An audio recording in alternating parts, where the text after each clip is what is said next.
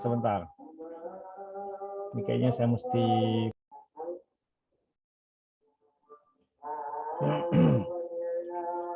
ya, oke. Sebentar ya.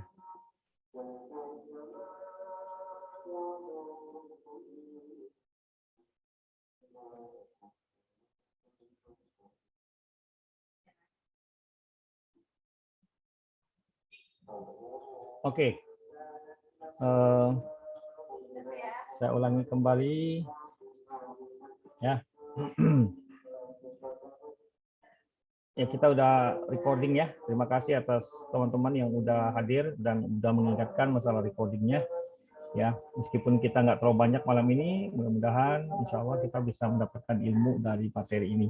Nah, ini lumayan panjang ya, jadi mudah-mudahan kalau misalnya kita bisa selesaikan malam ini, nggak apa-apa ya. Kalau memang di 1 jam ke depan masih kita belum selesai, mungkin kita akan lanjutkan ke sesi di minggu berikutnya. Oke. Ya. Materi kita kali ini adalah security and risk management. Objektif dari domain ini bisa kita lihat, ya, understand, adhere to, and promote professional ethics. Jadi tentang pemahaman, ya, tentang professional ethics juga ya, mengikuti professional ethics, understand and apply security concept, evaluate and apply security governance principles, kemudian determine compliance and other requirements, kemudian ada understand legal and regulatory issues that pertain to information security in a holistic content. Kemudian understand requirements for investigation types, seperti misalnya administrative, criminal, civil, regulatory, industry standards. Kemudian develop, document, and implement security policy, standards, procedures, and guidelines. Kemudian juga identify, analyze, and prioritize business continuity requirements. Ya. Kemudian contribute to and enforce personal security policies and procedure, understand and apply risk management concepts, understand and apply threat modeling concept and methodologies, kemudian juga tentang apply supply chain risk management concept, dan terakhir establish and maintain security awareness education and training program. Nah, ini sebenarnya di cover di chapter 1, 2, 3, 4. Nanti materinya akan saya bagi di anak asuh cyber ya, untuk di library ya. Nah, di sini kita banyak akan mengenal terms ya, terminologi, istilah-istilah, definisi yang harus kita hafalkan ya. Kalau mau ujian CSSP juga lumayan nih ya, hafalan ya. Contohnya terminologi tentang risk. Apa itu risk? The likelihood of something bad happening and the impact if it did ya. Threat source and vulnerabilities, atau disebut dengan weakness. Ya, jadi komponen dari risk itu adalah threat dan weakness. Oke. Sebentar. Nah, kemudian ada juga istilah ALE atau annualized loss expectancy, ya, adalah cost of loss due to risk over a year. Jadi kalau kita ada kehilangan satu aset ya dalam hitungan 1 tahun, itu hitungannya ALE ya. Annualized, yang hitungannya annualized kan per tahun ya. Loss expectancy. Nah, kemudian ada istilah safeguard. Kadang-kadang disebut dengan control, adalah measure taken to reduce risk. Jadi suatu kegiatan yang dilakukan untuk menurunkan risiko. Kemudian ada istilah TCO, total cost of ownership, yaitu total cost dari safeguard atau control type. Misalnya contoh kita pasang firewall, itu kan ada biayanya. Ya. Sorry, tekan nih tadi. Ya. Oke, kemudian ada istilah ROI, yaitu return on investment. Ya. Money saved by deploying a safeguard. Jadi uang yang kita save, kita simpan untuk mendeploy safeguard atau control yang di atas. Kira-kira dari istilah-istilah ini ada yang masih belum tahu belum? Ada nggak teman-teman yang belum pernah tahu? Mungkin ini Pak ya, Ale sama TCO ini kayaknya baru deh buat Nah, saya. baru dengar ya. Oke, nggak apa-apa. Nanti saya akan bagi materi ya biar kalian bisa baca-baca juga tentang ini. Karena materinya Baik, Pak. lumayan detail banget ya, sangat dalam ya. Oke, terima kasih. Siap.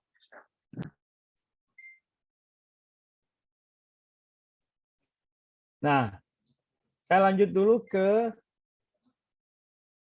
ini. Security and Risk Management Chapter 1, Security Governance through Principles and Policies. Nah, exam objektifnya, pertama, understand and apply concept and confidentiality, integrity, and availability. Kemudian evaluate and apply security governance principle. Kemudian develop, document, and implement security policy, standard, procedures, and guidelines. Kemudian understand and apply threat modeling concept and methodologies. Kemudian apply risk-based management concept to supply chain. Ya, nah kita lihat ininya. CIA triad elements. Nah, elemen dari CIA, confidentiality, integrity, and availability. Nah, siapa yang belum tahu nih? Jadi Anda harus paham ya tentang apa itu confidentiality, apa itu integrity, apa itu availability. Confidentiality adalah prinsip bahwa objek itu harus di secure, ya, harus diprotect. Tidak boleh didisclose atau diinformasikan ke unauthorized subject. Subjek itu orang ya, manusia. Ya, atau lembaga atau organisasi. Kemudian integrity. Integrity is the principle that objects retain their veracity and are intentionally modified by only authorized subject. Jadi integrity itu harus memastikan bahwa objek itu hanya bisa diubah oleh subjek, ya, orang, individu atau perusahaan yang authorized. Nah, sedangkan konsep availability is the principle that authorized subject are granted timely and uninterrupted access to object. Jadi availability itu memastikan bahwa ini adalah satu prinsip memastikan bahwa subjek yang authorized itu bisa mengakses informasi kapan saja. Nah, know why these are important, the mechanism that support them, the attacks that focus on each, and the effective countermeasure. Jadi harus paham tentang mekanismenya yang mensupport confidentiality, integrity, and availability, ya, attack-nya, dan countermeasures atau kontrolnya. Jadi dari sisi perspektif offensif dan perspektif defensif. Oke, nah ini kalau digambarkan CIA triad ini seperti ini, ada confidentiality, integrity, and availability.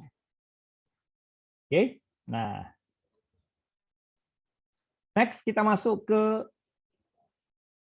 identification. Ini banyak konsep terminologi ya di sini, dan terminologi itu istilah-istilah dan konsep ya. Misalnya contoh identification. Identification is the process by which a subject possesses an identity and accountability is initiated. Jadi di mana satu proses subjek itu mendapatkan identitas dan accountability-nya diinisiasi. Nah, subject must provide an identity to a system to start the process of authentication, authorization, and accountability. Jadi subjek itu harus mendapatkan identitas, misalnya orang, individu. Dia harus mempunyai identitas untuk melakukan suatu kegiatan. Yang biasanya dimulai dengan autentikasi. Autentikasi udah tahu lah ya. Misalnya contoh kita menunjukkan kartu KTP kita ke Satpam, itu autentikasi. Authorization memastikan apa yang bisa dilakukan oleh orang tersebut atau individu tersebut, dan accountability, tanggung jawabnya. Oke. Nah, kemudian ada istilah authentication. Apa yang dimaksud dengan authentication? Authentication is the process of verifying or testing a claim identity that a claim identity is valid. Jadi proses memverifikasi, melakukan testing terhadap identitas, apakah dia valid atau tidak. Ya. Authentication requires information from the subject that must exactly correspond to the identity indicated. Jadi harus jelas subjeknya siapa, identitinya apa.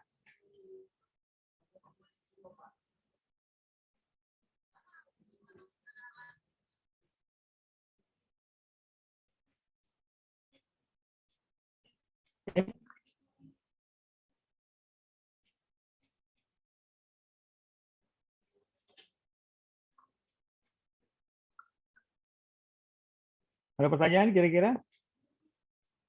Dari saya belum, Mbak. Belum ya? Oke, Belum. bagus. Oke, next. Kita jadi ada tadi identity, identification, authentication, dan kemudian ada istilah authorization. Once a subject is authenticated, jadi kalau subjek itu di subjek si orang ya, udah diautentikasi, dia harus punya akses. Dan akses itu diotorisasi. Ya.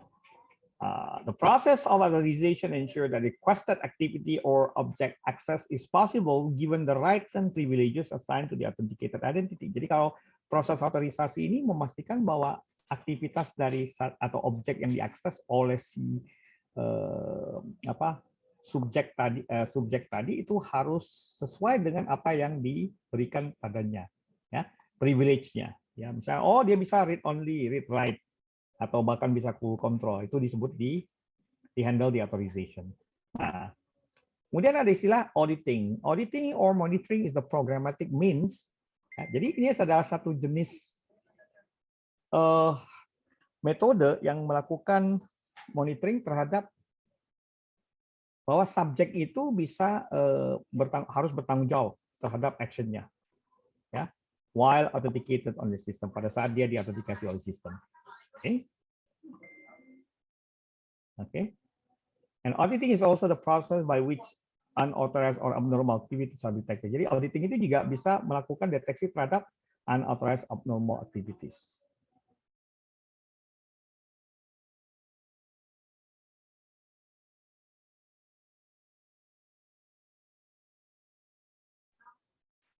Oke, itu auditing. Nah, auditing diperlukan ya untuk melakukan deteksi atau mendeteksi malicious action by subject, attempted intrusion, and system failures, and to reconstruct events, provide evidence of prosecution, and produce problem report and analysis. Jadi diperlukan untuk melakukan pendeteksian terhadap aksi-aksi yang di malicious, yaitu yang malicious itu maksudnya yang mencurigakan. Ada intrusi, system failures, dan beberapa hal yang lain. Ya.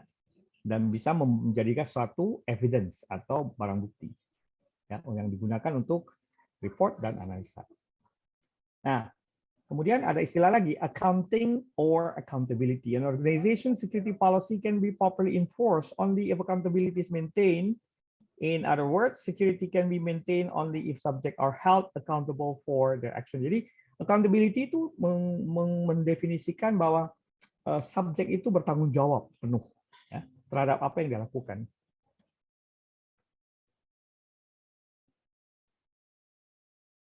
Okay. And effective accountability relies on the capability to prove a subject's identity and track their activity. Jadi accountability itu kalau secara efektif itu harus dibarengi dengan bagaimana kita bisa membuktikan seseorang itu mempunyai identitas dan melakukan satu kegiatan tertentu. Nah, secara ringkas ini kita bisa lihat di AAA services. Hafalin ini ya.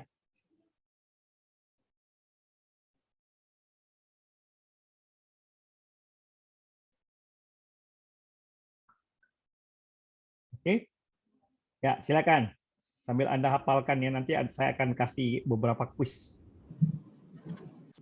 Pak, mau tanya gimana caranya bedain authentication sama authorization? Soalnya saya masih suka ketukar dua-duanya, Pak. Ya, silakan coba ini saya lempar ke floor dulu. Silakan yang lain bisa, ini diskusi, silakan. Silakan Masnya tanya ke teman-teman dulu nih, nanti baru saya jelasin. Coba. Ada yang bisa jawab nggak? Coba ulangin. Ulangin pertanyaannya, Mas. Iya, gimana cara ngebedain authentication sama authorization? Soalnya masih suka ketukar di antara dua itu. Oke, silakan siapa yang bisa jawab.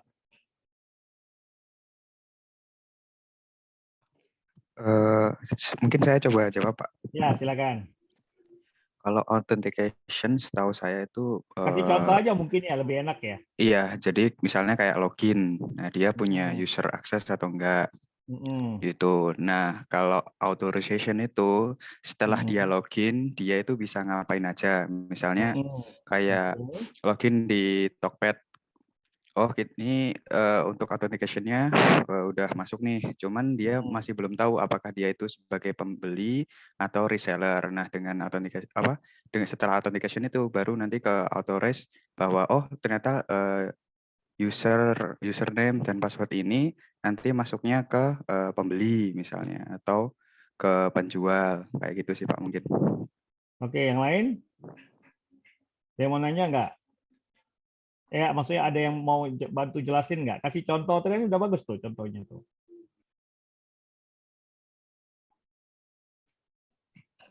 Izin nambahin Pak. Ya, silakan Mas Dodi.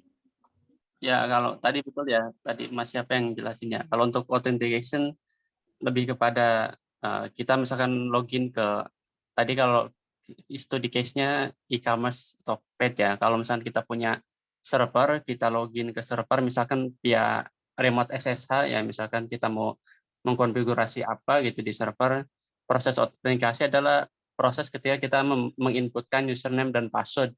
Dan kalau misalkan kita menginput username dan password yang betul, maka kita akan masuk dan autentikasinya berhasil. Nah, setelah itu kita akan diotorisasi user yang kita pakai ini bisa mengakses folder atau resource mana aja. Misalkan kita bisa, saya cuma bisa mengakses home Dodi gitu ya. Kemudian saya bisa mengkonfigurasi ataupun melakukan perubahan file yang ada di dalam directory home saya. Sedangkan directory home user lain saya tidak bisa. Artinya saya cuma memiliki otorisasi di directory home saya aja, di folder yang memang saya miliki. Designasikan untuk Anda kan gitu. Iya, untuk yang di folder yang dimiliki oleh pengguna lain atau user lain di dalam sistem yang sama tidak bisa diakses karena tidak memiliki otorisasi. Kurang lebih gitu, Pak. Bagus. Nah, contoh lain authentication ini simple ya. Anda bawa KTP ya ke satu gedung tertentu atau satu perusahaan. Di front desk Anda ditanya, bisa tunjukkan bisa tunjukkan KTP-nya Pak untuk ke identitas ya. Kita tunjukkan kan. Pada saat kita tunjukkan KTP kita ke front desk atau bagian depan ya, satpam atau apa, itu adalah bentuk dari autentikasi. Sedangkan authorization itu adalah satu proses di mana si satpam ini akan memberikan Anda akses ke dalam ya. Terbatas ya, kalau Anda biasanya dikasih satu kartu akses yang hanya bisa digunakan untuk ruangan tertentu. Nah, itu seperti itu kira-kira ya. Paham? Yang nanya tadi, Mas siapa ya yang nanya? Lupa saya. Ya, terima kasih Pak Semi, Mas Subaidi, sama Mas Budi untuk jawabannya. Ya, oke, good. Ini begitu kita diskusi ya, biar lebih paham. Oke, next ya.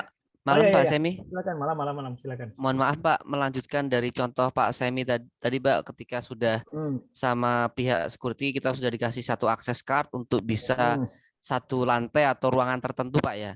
Bisa tolong dilanjutkan Pak dengan case tadi, bentuk dari auditing sama accounting-nya seperti apa Pak? Biar lebih kebayang gitu Pak flow sampai terakhirnya Pak. Terima kasih Pak Semi.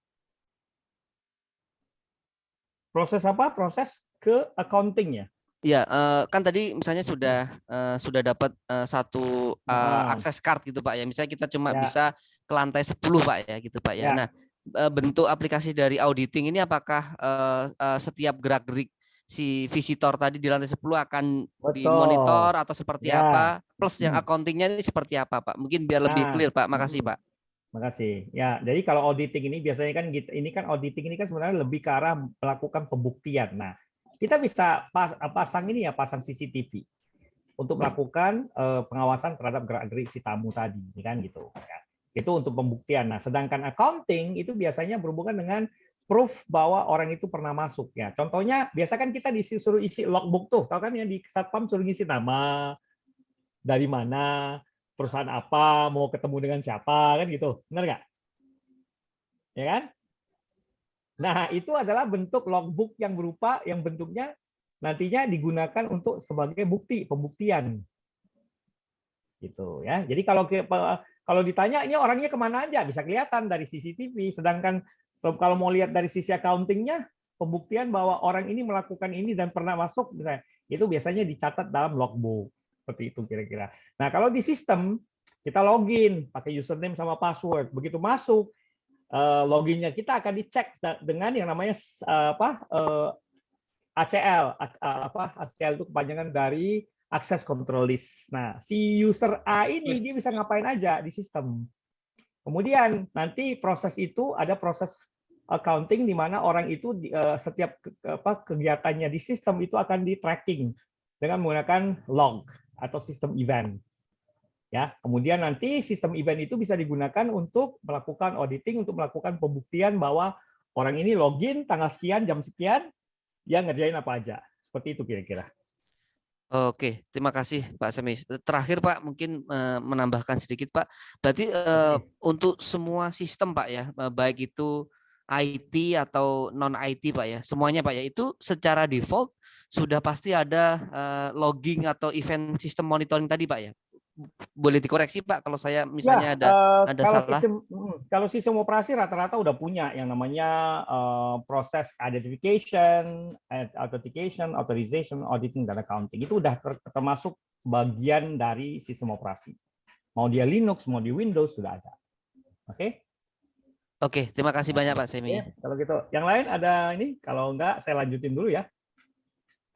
Lanjut Pak. Boleh lanjut Pak? Ya. Oke, lanjut. Nah, ada istilah namanya non-repudiation. Pernah dengar ini? Non-repudiation. Pernah Pak di kriptografi kalau nggak salah. Nah, ya, non-repudiation ensure that the subject of an activity or event cannot deny that the event occurred. Simple. Ini adalah satu proses di mana yang ngirim tuh si subjek, orangnya itu nggak bisa bilang, oh saya nggak ada ngirim kok, bukan saya, gitu ya. Bukan saya itu kan deny. Nah, undeniable. Jadi sesuatu yang tidak bisa dipungkiri. Nah, dari mana dia bilang, oh ini pasti Anda yang ngirim. Kenapa? Karena kita ada yang namanya tanda tangan atau fingerprint yang biasanya di-attach ke dalam message atau pesan atau email yang bersangkutan. Gitu. Itu non-repudiation. Dan kalau kita ada auditing and accounting, itu juga bisa membuktikan. Ini ada bukti kok kamu pakai username ini, jam sekian masuk, jam sekian keluar, dan di antara ini kalian kamu melakukan atau Anda melakukan kegiatan tertentu. Itu udah tercatat semua di sistem. Jadi bisa bilang tidak.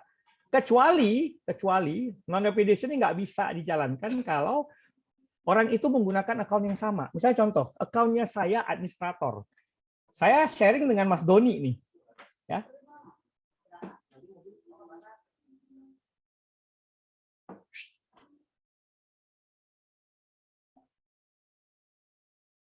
Ya, jadi kita nggak bisa membuktikan kalau kita punya username itu di-share. Makanya bahaya ya, jangan sampai Anda bilang, oh nggak apa-apa, pakai aja username saya. Itu bahaya ya, karena gini, kita nggak bisa bilang itu bukan saya.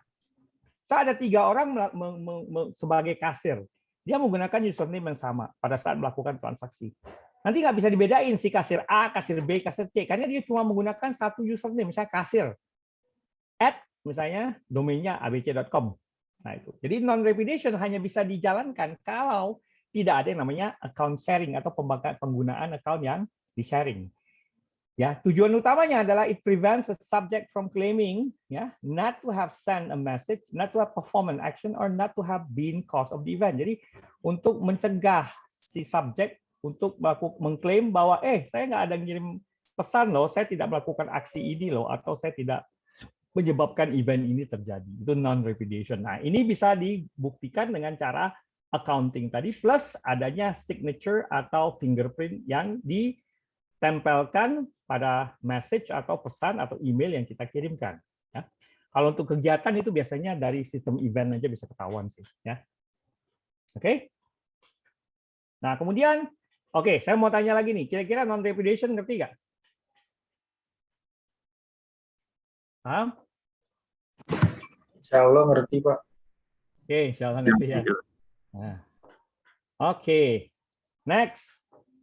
Masuk ke protection mechanism. Nah, protection mechanism are common characteristic of security controls. Jadi karakteristik yang umum ya. But not all security controls must have them. But many controls offer their protection for confidentiality, integrity, and availability through the use of this mechanism. Jadi mekanisme protection ini sebenarnya udah ada di berbagai sistem, di aplikasi, di sistem operasi, ya, dan sebagainya. Termasuk juga di physical security ya. Jadi kalau kita masuk ada satpam dan sebagainya, ada logbook dan sebagainya. Nah, itu disebut dengan protection mechanism, mekanisme proteksi. Yang biasanya ini adalah bentuk dari security control. Next, kita masuk ke pemahaman tentang security governance. Governance itu bahasa Indonesianya tata kelola. Jadi tata kelola yang berhubungan dengan keamanan. Security governance is a collection of practices related to supporting, defining, directing the security effort of an organization. Ini adalah koleksi dari beberapa practices yang berhubungan dengan mensupport, mendefine, mendirect security effort, jadi kegiatan yang berhubungan dengan security di satu organisasi. Nah, security governance ini sendiri closely related and often intertwined with corporate and IT governance. Jadi biasanya berhubungan, sangat berkaitan dan berhubungan dengan yang namanya corporate dan IT governance. The goals, jadi goalnya adalah goal dari 3 governance ini adalah untuk memastikan bahwa mereka itu saling mendukung. Dan mereka sangat ada interrelasinya, pasti ada hubungan ya antara ada yang namanya kita harus punya namanya corporate governance dulu, baru kemudian ada IT governance. Jadi biasanya diturunkan dari yang paling atas corporate yang paling besar, kemudian di bawahnya ada IT governance, kemudian di bawahnya ada security governance. Oke. Nah, kemudian ada istilah security management planning. Now, security management planning ensures proper creation, implementation, and enforcement security policy. Jadi memastikan bahwa security policy, kebijakan keamanan itu bisa dibuat, diimplementasikan, dan enforced. Ya. Security management planning aligns with security function to the strategy, goals, mission, and objective of the organization. Jadi sangat-sangat berjalan atau berkaitan dengan yang namanya strategy, goals, mission, dan objective. This include designing, termasuk mendesain, mengimplementasi security based on business cases, budget restriction, or scarcity of resources. Jadi desain, mengimplementasikan, menggunakan business case, restriction atau keterbatasan dana, dan resources. Nah, kalau Anda ingin lihat seperti ini kira-kira.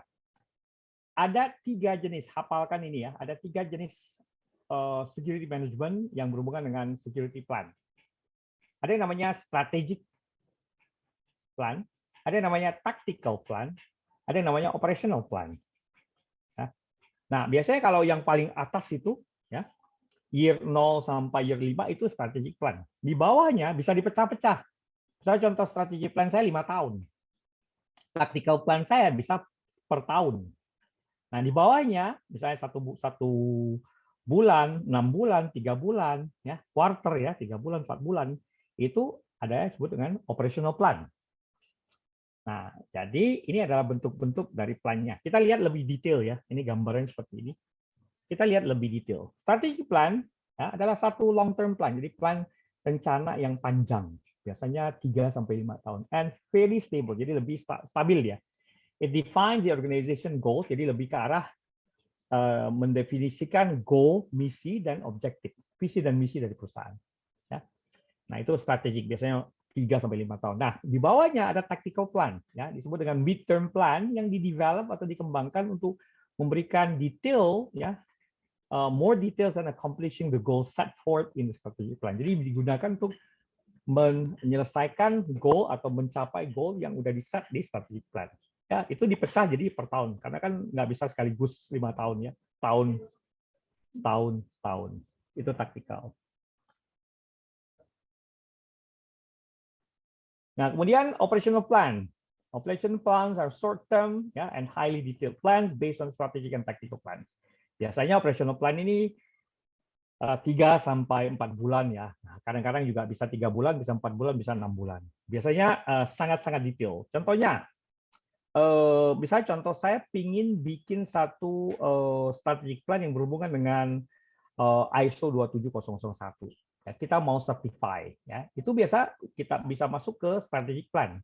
Karena kalau kita perusahaannya udah bisa ISO 27001 certified, kita bisa punya trust dari internal maupun eksternal. Nah, itu bisa dilakukan dengan memecah strategic plan yang ISO 27001 certification menjadi misalnya tactical plan, misalnya contoh kita investasi untuk beli hardware, beli software, kemudian karena kan information security itu kan berhubungan dengan people, ada orangnya, ada prosesnya, ada teknologi. Jadi itu kita bisa pecah-pecah menjadi oke, tahun ini kita beli teknologi, tahun depan kita mainkan di sisi misalnya prosesnya, kemudian kita juga hire orang untuk menjadi bisa sistem administrator, security engineer dan sebagainya. Nah, itu bisa dipecah sampai menjadi yang paling detail yang adalah operational plan.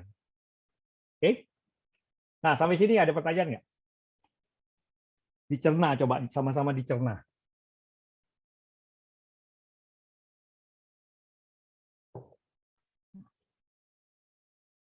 Silakan kalau ada pertanyaan.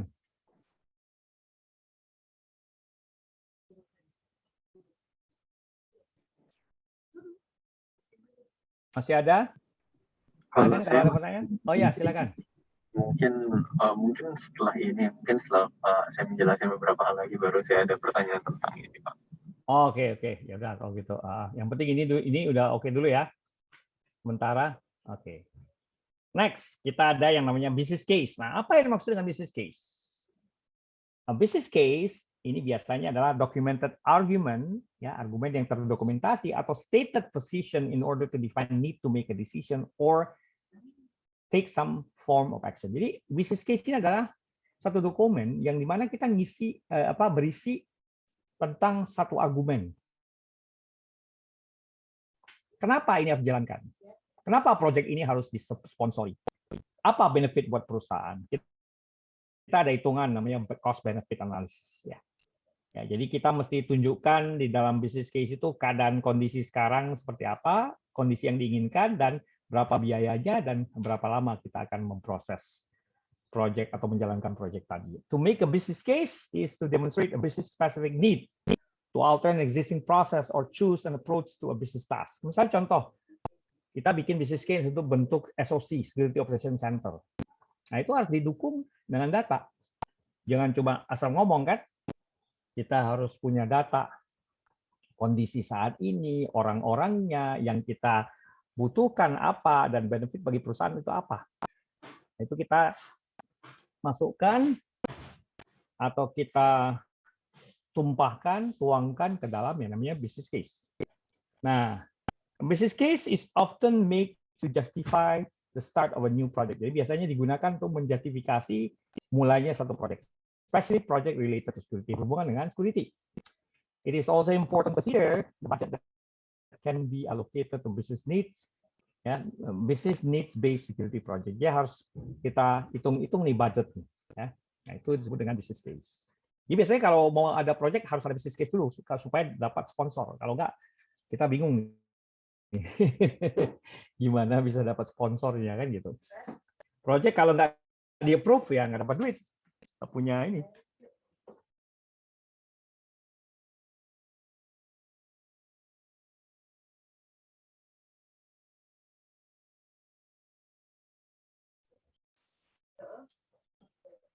Oke. Nah, itu business case. Ada pertanyaan tentang business case? Belum. Oke. Next, kita sambung. Nah, kita masuk ke security policy structure, kebijakan keamanan. To create a comprehensive security plan, you need the following items in place: security policy, standards, baseline, guidelines, and procedures. Jadi kita harus ada kebijakan keamanan, standar, baseline, guideline, dan prosedur. Such documentation clearly states security requirements and creates due diligence in the part of responsible party. Jadi adanya dokumen itu memastikan bahwa kita benar-benar menyatakan bahwa kita butuh security, pengamanan terhadap aset kita, dan create due diligence. Jadi due diligence itu adalah satu kegiatan yang berulang, yang untuk memastikan bahwa aset kita terjaga. Ya. Nah, kalau kita lihat security policy structure seperti ini. Coba hafalkan ya, nanti kalau ada quiz, ditanya-tanya Anda bisa tahu.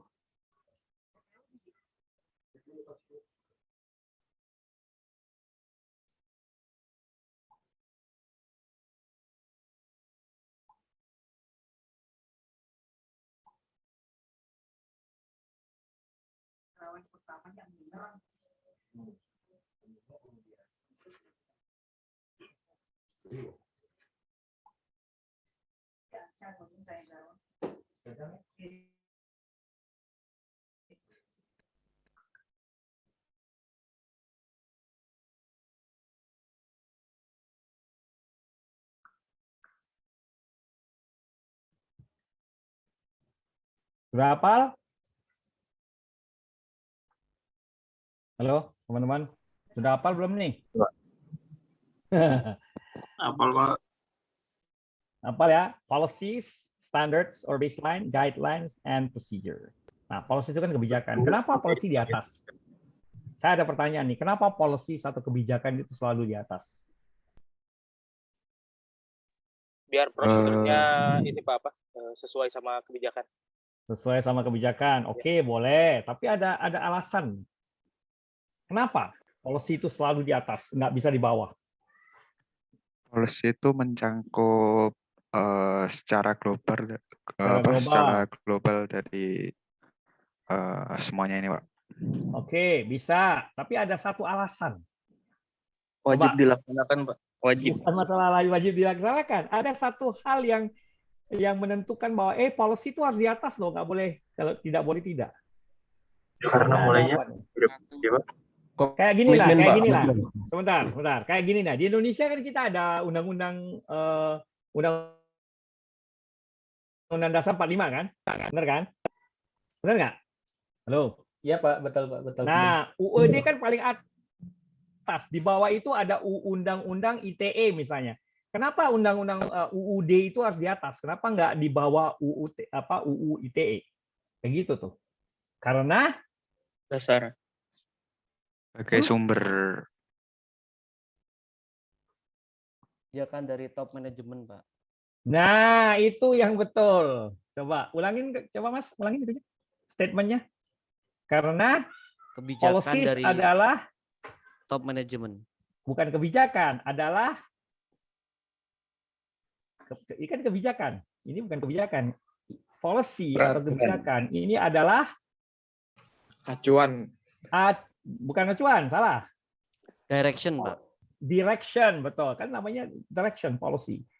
Betul. Manajemen mau apa, mau A, mau B, mau C, itu diterjemahkan ke dalam policies atau kebijakan. Nah, jangan lupa bahwa yang namanya policy, kita lihat di sini. Security policy adalah dokumen yang mendefine scope dari security itu sendiri. Needed by the organization. Dari scope-nya itu disetel di atas. Kalau kita setelin di bawah, nggak mungkin ya. Jadi, define the scope of security needed by the organization and discuss the asset that require protection. Jadi, dia juga mendiskusikan aset yang butuh protection itu apa, and the extent to which security solution should go to provide the necessary protection. Jadi, security solution kemudian protection-nya seperti apa, itu ditentukan oleh policy, kebijakan. Dan itu adalah bentuk dari policy sendiri, adalah bentuk dari direction atau hal-hal yang diinginkan dan diarahkan oleh manajemen. Nah, the security policy is an overview of or generalization of an organization security needs. Jadi secara general security needs-nya apa? It define the main security objective. Jadi mendefinisikan security objective-nya dan outline security framework of the organization. Nah, itu security policy ya. Nah, setelah security policy kita ada standar. Nah, standards define compulsory. Compulsory itu wajib ya. Sama dengan mandatory. Kalau orang Inggris bilangnya mandatory. Ya. Compulsory requirements for rigorous use of hardware, software, technology, and security controls.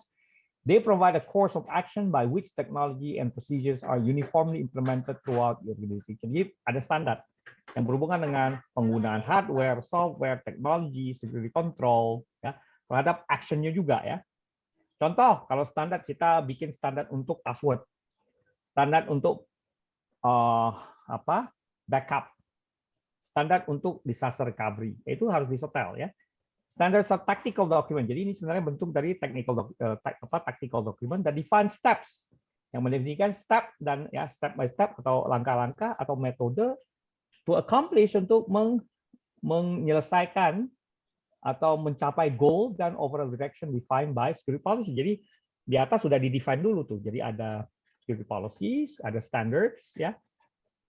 Ya, tadi kan ada policy standard. Nah, kemudian ada baseline. A baseline define minimum level of security that every system throughout the organization must meet. Jadi baseline itu adalah satu set ya of minimum configuration.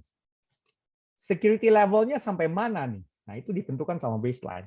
All systems not complying with the baseline should be taken out of production until they can be brought up to baseline. Jadi kalau baseline kayak model gini, kalau Anda mau mendeploy workstation dengan Windows 11 atau Windows 10, Anda harus memastikan bahwa baseline itu ada Windows 10 dengan service pack misalnya 1, atau dengan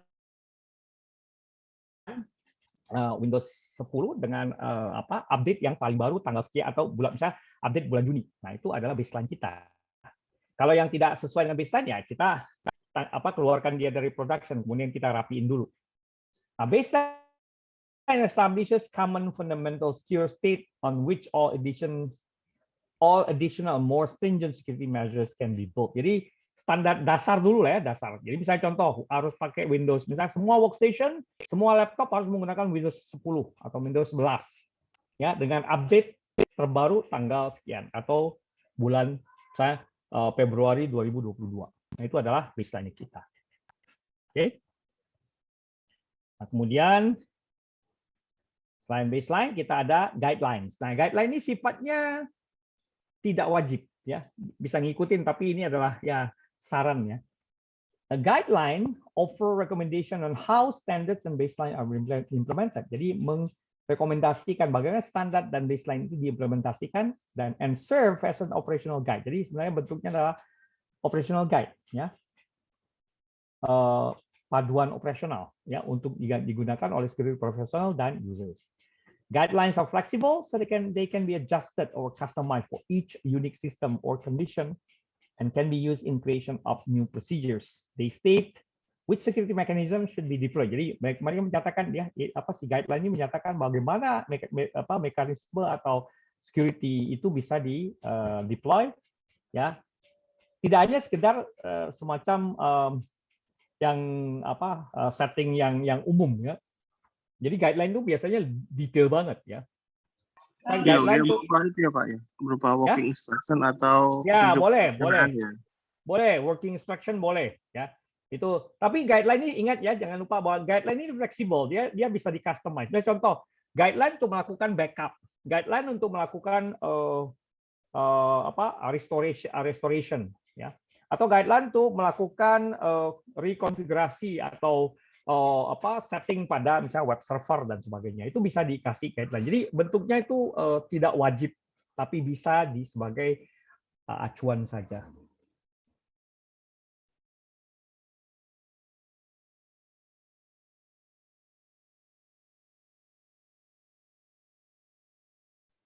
Oke, paham?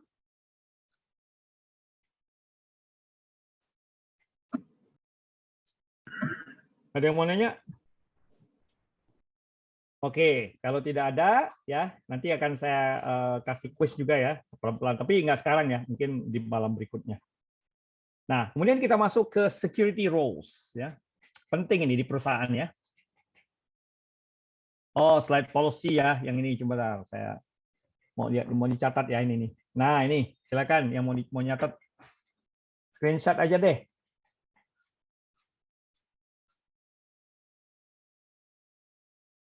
Oke. Udah ya, di screenshot aja. Nah, sedikit saya tambahan security roles. Security role is a part of individual place in the overall scheme of security implementation and administration within organization. Jadi ini adalah role yang ditentukan untuk individu secara overall, secara keseluruhan untuk implementasinya dan administrasinya. Nah, security roles are not necessarily prescribed in job description because they are not always distinct or static. Jadi dia nggak static ya. Jadi kadang-kadang kita nggak perlu kasih prescribe di setel gitu ya. Nggak perlu harus seperti itu. Familiarity with the security role will help in establishing a communication and support structure within the organization. Jadi kita harus juga tahu ya security roles yang paling umum itu apa di organisasi. Paling simple adalah misalnya contoh di sini. Nah, key security roles. The primary security roles are senior manager, organizational owner, upper management, ya, bos-bos kita lah. Board of directors, CEO, CIO, CTO, COO, CISO, ya. Security professionals like SOC analyst, penetration tester, cybersecurity analyst, user, data owner, data custodian, and auditor. Nah, Tujuan utamanya supaya kita bisa kenal ya roles-nya apa aja, dia punya tanggung jawab di mana aja.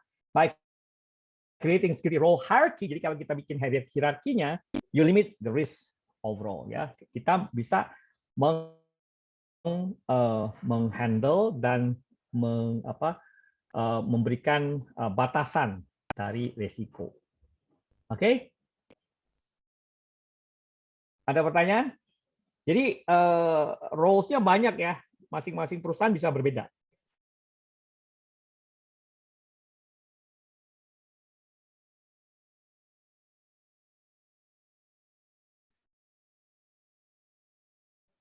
Ya, jadi kalau kayak model Anda kenal ada cyber security analyst, pen tester, SOC analyst, atau misalnya CISO, CTO ya, CTO, COO, Chief Operating Officer, Chief Technology Officer, Chief Information Officer, Board of Directors, Managing Directors, Senior Management, atau Senior Manager.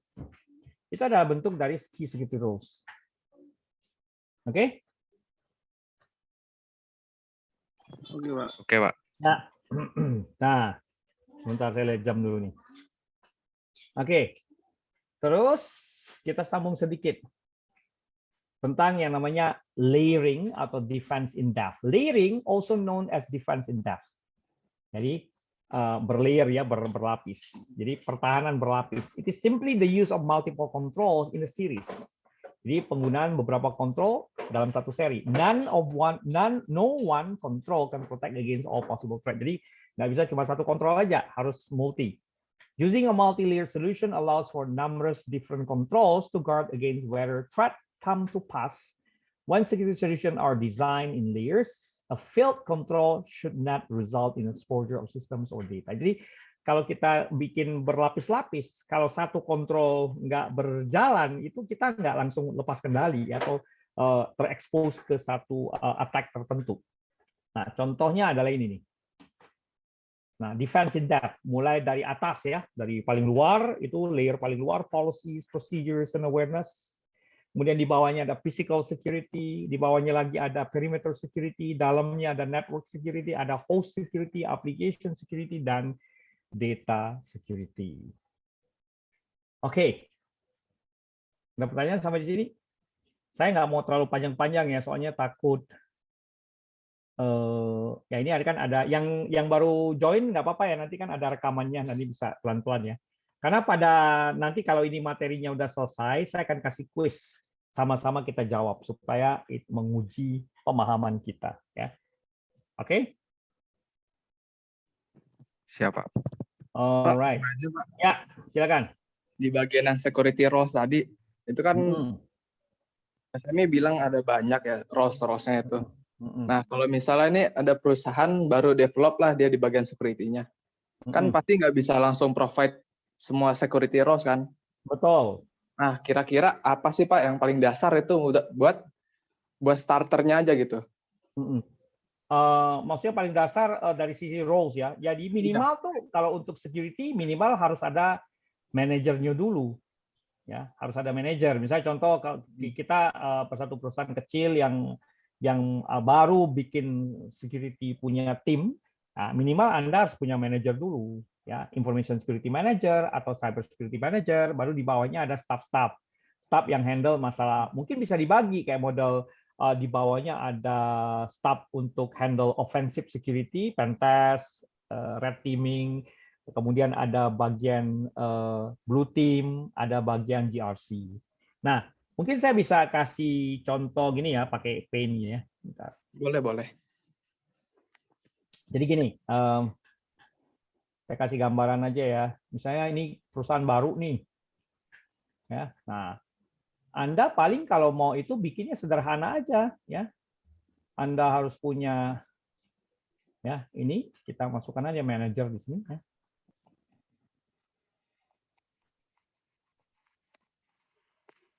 Nah, itu InfoSec Manager ya.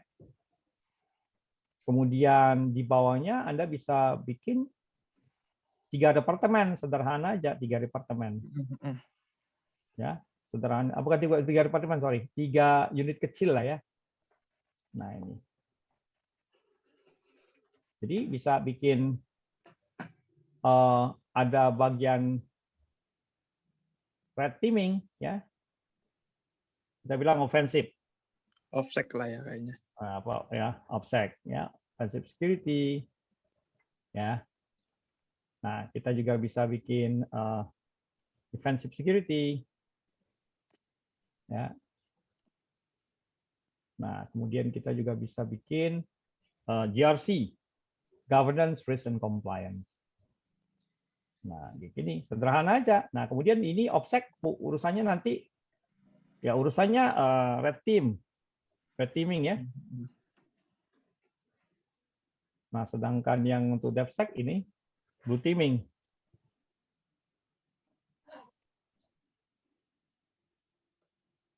Ya, nah GRC ini urusannya compliance saya.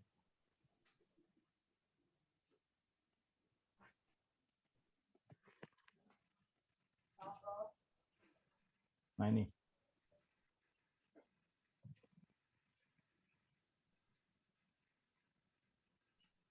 Ya, udah cukup. Ya. Ini aja udah cukup nih. Jadi kita ada infosec ya, manager. Kemudian ada OffSec, ada DevSec ya, defensive security, ada GRC. Ini udah cukup. Ya. Kadang tuh kita kayak bingung aja sih Pak, mulainya gimana sih? Ya. Nah, kalau untuk tahu mulai dari mana, Anda baca-baca tentang misalnya dari ISO 27001 bisa. Mereka memberikan ini kok. Mereka memberikan apa istilahnya guideline buat pembuatan struktur seperti ini. Ya. Struktur organisasi lah terutama. Oke? Oke, Pak. Sip. Thank you. Ya, sama-sama. Oke, jadi sementara untuk hari ini itu dulu kali ya. Nggak usah terlalu panjang-panjang karena udah lumayan ini juga. Mungkin ada yang belum makan, belum apa, udah pada taraweh tadi. Ya, untuk business case kita bisa pelan-pelan belajarnya. Anda bisa lihat-lihat sih di internet ya. Nah, mudah-mudahan nanti di sesi kita di malam minggu berikutnya, ini kan Sabtu ya, malam minggu berikutnya, saya akan sambung ini karena CISSP ini tidak termasuk di program kita di AAC. Kan kita program kita kan Komtia semua ya.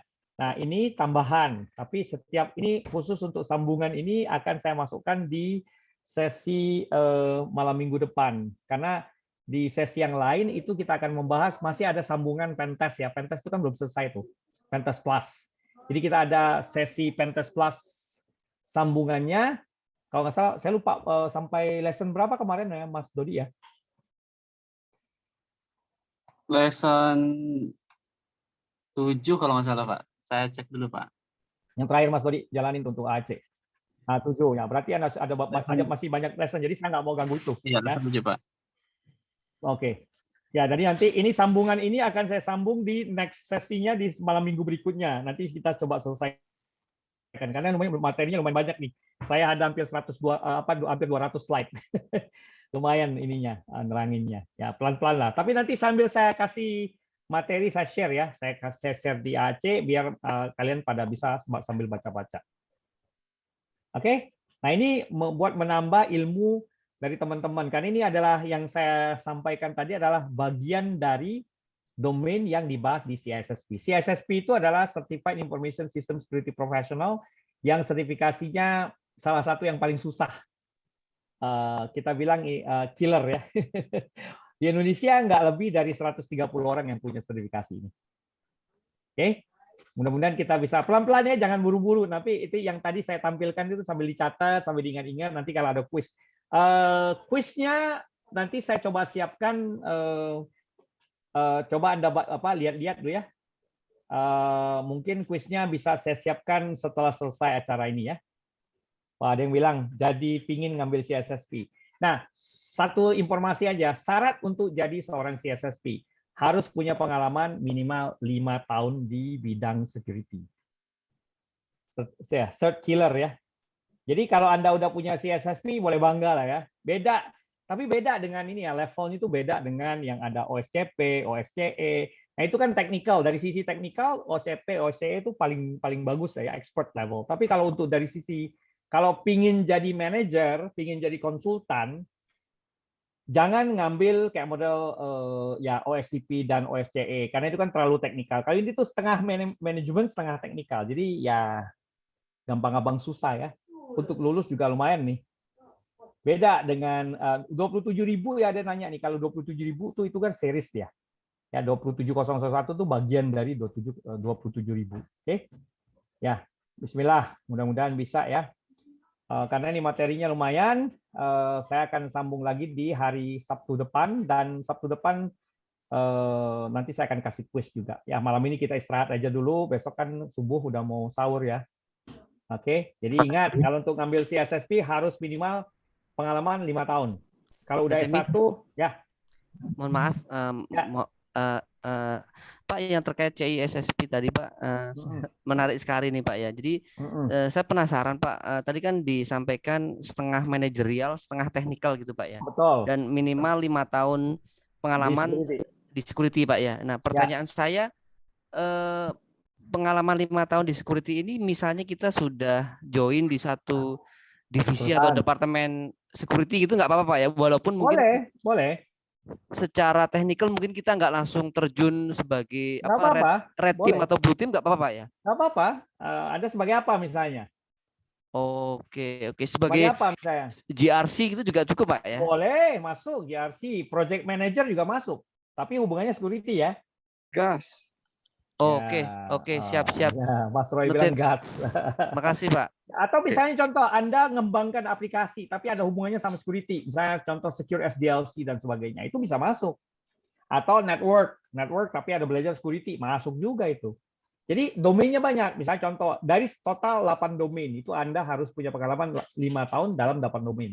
Mau dia security, risk management, asset security, network and communication security, security engineering, operational security, maupun yang SDLC tadi, ya. Ya, nanti saya share. Jadi risk management ataupun sebagai misalnya di business continuity juga bisa ya Pak ya ke sana Pak? Bisa. Kalau Anda misalnya udah lulus nih, bisa ngajuin. Kalau udah lulus ujian CSSP harus ada namanya proses endorsement. Endorsement itu adalah proses pembuktian bahwa Anda punya pengalaman 5 tahun di security. Nah, biasanya kalau endorsement, kalau saya ngajar, biasanya murid-murid saya minta saya yang jadi endorsernya. Ya, nanti bisa cincai lah. Nanti saya sambil lihat ininya. Mantap. Siap, mantap Pak. Ya, saya bantu untuk review ininya. Jadi tinggal kasih CV aja kok, CV resume. Saya lihat, oh ini udah sekian tahun di pengalaman di bidang ini, di bidang ini. Nanti kita kalkulasikan angka totalnya berapa. Minimal kan 5 tahun, berarti kalau 5 tahun tuh totalnya adalah hitungannya dalam bulan dia, berarti 5 tahun itu kan kali 12 bulan ya. 60 bulan. 60 bulan ya. Oke.